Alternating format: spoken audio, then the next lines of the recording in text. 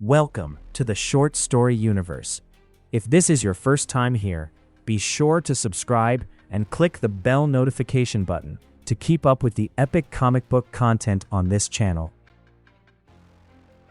Welcome to This Explainer. Have you sat in a movie theater recently, watched a magnificent cape flutter in the wind, and just felt, well, incredibly exhausted?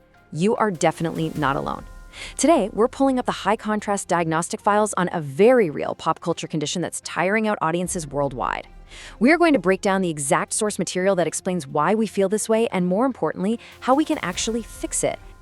All right, let's just dive right into it and establish our core definition. We're dealing with something called post-traumatic superhero syndrome, or PTSS. And yes, okay, this is a completely made-up medical term.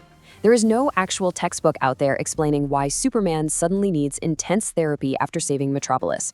But honestly, the definition fits perfectly. PTSS has become one of the absolute biggest storytelling tropes of the last 2 decades. At some point, Hollywood seemingly just decided that if a superhero isn't emotionally damaged, intensely lonely, or dealing with a gigantic personal tragedy, then they just aren't a deep character. Phase 1, patient history, and the Hollywood formula. To figure out how we got infected by this storytelling trope, we really need to trace the clinical history of the modern superhero. You can actually trace this modern obsession directly back to the enormous success of Christopher Nolan's Dark Knight trilogy in the 2000s, and later on, movies like Logan in the 2010s. These films basically proved that superhero stories could be darker, a lot more serious, and psychologically complex.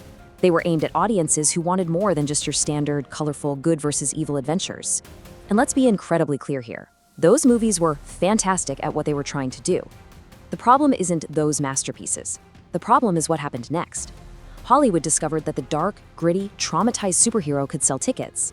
And you know how it goes. Once a formula works, it becomes a mandatory, inescapable copycat blueprint for the 2020s. What's really fascinating is just how far this infection has spread across our media. Suddenly, superheroes couldn't just be heroes anymore. Superman is required to carry this heavy emotional baggage. Wonder Woman must be haunted by her past. Spider-Man can't just be a funny, energetic teenager swinging through New York. No, he has to be emotionally devastated. The Thunderbolts? They're practically a group therapy session in spandex. Actually, scratch that. It doesn't even stop with comic books. We're seeing this creep into classical mythology. Legendary figures like Odysseus are now being interpreted through this exact same modern lens of psychological damage, isolation, and tortured masculinity. It's everywhere. Now, here is the crucial takeaway, so keep this in mind. There is absolutely nothing wrong with giving a character trauma. Drama requires conflict, after all. But the problem is when trauma becomes the default personality. When the trauma is literally the only defining trait a character has, audiences inevitably start experiencing superhero fatigue. We aren't tired of the heroes themselves. We are just completely exhausted from seeing the exact same emotional blueprint recycled over and over again. Phase 2, identifying the symptoms. Let's look at how this builds into an exhausting, endlessly recycled cinematic experience. You know exactly what this blueprint looks like because, well, you've seen it 100 times. Step 1, the hero loses someone, becomes totally isolated, and pushes everyone away. Step 2, they refuse to ask for help, become super cynical, and question whether saving people is even worth it. Then we hit Step 3, which is the absolute most mandatory symptom of PTSS. The hero spends 2 solid hours staring dramatically into the rain. Finally, we reach Step 4, where after a tremendous amount of agonizing suffering, the hero learns how to become a slightly less miserable version of themselves. That's it. That is the entire emotional arc. Honestly, watching this agonizing cycle play out on screen over and over again forces us to ask one simple, burning question. Where did all the fun go? Phase 3, the cure, a return to wonder. Fortunately, this explainer isn't just about diagnosing the darkness. We have the data to evaluate the cure, too. There is a stark contrast between 2 very distinct hero profiles. On one hand, we have the current standard, a character who becomes a hero despite being totally broken. But on the other hand, we have a character who becomes a hero because they genuinely believe life is beautiful and worth protecting. That distinction matters so much. When every single superhero is lonely, miserable, and emotionally shut down, the audience eventually starts wondering, why would I ever want to be this person? Think back to before the fatigue set in. Classic heroes didn't just suffer. What made them compelling wasn't their misery. It was that they inspired people. They were aspirational. They represented what humanity could actually become. They were never supposed to be just ordinary, miserable people wearing extraordinary clothes. They were supposed to be icons. And yeah, sure, icons can have problems, they can fail, and they can break. But they don't have to spend their entire existence being psychologically crushed by the universe. When we demand that every hero be deeply traumatized, we accidentally strip away something incredibly important: the sense of wonder. We lose the vibrant, colorful costumes and impossible, sprawling cities. We lose the fun of futuristic technology and secret identities. The aliens, the monsters, the ridiculous villains, the epic, cosmic battles. And most importantly, we lose the friendships, the romances, and the jokes.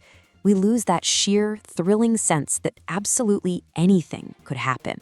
Phase 4. A new kind of hero. Let's pull up the profile for a truly radical, revolutionary concept in today's entertainment landscape. Okay, I want you to picture this: an emotionally healthy hero. A hero who is universally celebrated, who has loving friends and a family. A hero who actually enjoys waking up in the morning. They are confident, successful, and supportive of other heroes. Imagine a superhero who saves the world on Monday and then just goes to a fancy restaurant with their friends on Tuesday. A hero who isn't trying to fill a massive emotional hole inside themselves, but actually likes being a superhero because they simply love the world. Crazy idea, right? But flipping the script on the traumatized archetype gives audiences exactly what they've been starving for. This necessary paradigm shift really comes down to a single, powerful idea. Maybe we don't need another reluctant, tortured victim looking at the sky and crying, "Why me?" Maybe we need a willing, confident protector stepping up and saying, "Why not me?" That is a surprisingly fresh take in today's landscape. Look, the cure for PTSS is not about eliminating serious stories or getting rid of tragedy altogether. We don't need every movie to be a Saturday morning cartoon. But here's the reality. Darkness is only powerful when there is something bright enough to contrast against it. If every single hero is cynical, lonely, and traumatized, the trauma completely stops being meaningful. It just becomes narrative wallpaper. It fades right into the background, and we stop caring. As we close out this explainer, I want you to really think about this. What superhero movies desperately need right now isn't necessarily less darkness, but maybe they just need a whole lot more light. Will Hollywood finally recognize the symptoms of PTSS and prescribe us some much-needed joy and wonder? Or are we doomed to sit in theaters watching characters stare dramatically into the cinematic rain forever? Keep that in mind the next time you buy a ticket. Thanks for exploring this with me today, and I'll catch you on the next deep dive. Thanks for watching. Don't forget to comment below. Hit that like button. It helps the channel more than you know. You can help this video go viral by simply sharing it. Subscribe to this comic book channel for more deep dives into original comic book stories and everything in between. Click the bell icon so you'll never miss when a new video drops. You know you totally enjoyed the video, so hype it up. Let's go. Want to support this channel directly? The PayPal link is down in the description and on the homepage. It helps with creating more epic comic book content for this channel. Reminder, a new short story universe video is coming soon. Stay creative, keep imagining, and remember that every story is a short story.